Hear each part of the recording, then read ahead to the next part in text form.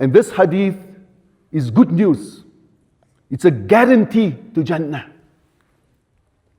Our beloved Nabi Muhammad says, "Itmanu li sittan, atman lakumul Jannah." Guarantee for me 6.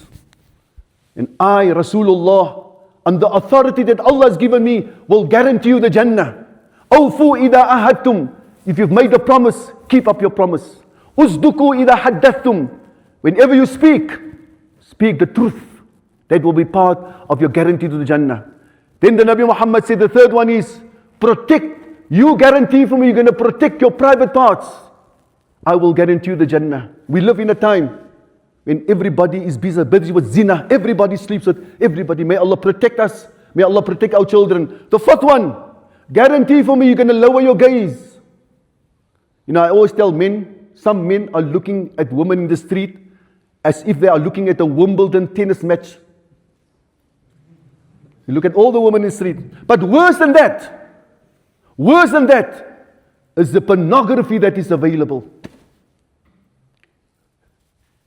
You have drug addiction and you have porn addicts. May Allah protect us. La hawla wa la quwwata illa billah. Jamaat Muslimin, this is a time to make tawbah. If you are one of those people that sometimes or many times look at pornography, first of all, thank Allah that you're still alive. Just imagine if Allah took you away while you are looking at pornography. Astaghfirullah. And the fifth one, Rasulullah says, guarantee for me, you're going to keep your family together. You know, sometimes in this world, own brothers, from the same mother and same father, sisters, they don't talk to one another. They don't want to give in to one another.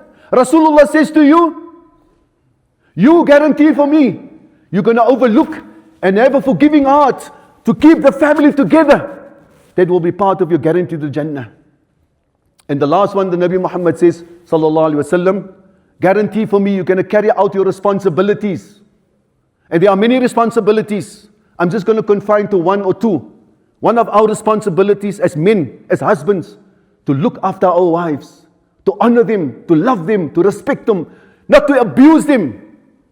And another responsibility is we as mothers and fathers, we need to raise our children to love Allah and to love Rasulullah sallallahu alaihi wasallam. I end off with the best of words. Allah subhanahu wa ta'ala says to us in the Holy Quran, Ya ayyuhalladhina amanu attaqullah wal tanzur nafsum ma qaddamat lighad wattaqullah inna Allah khabirun bima ta'malun. Oh, you believe?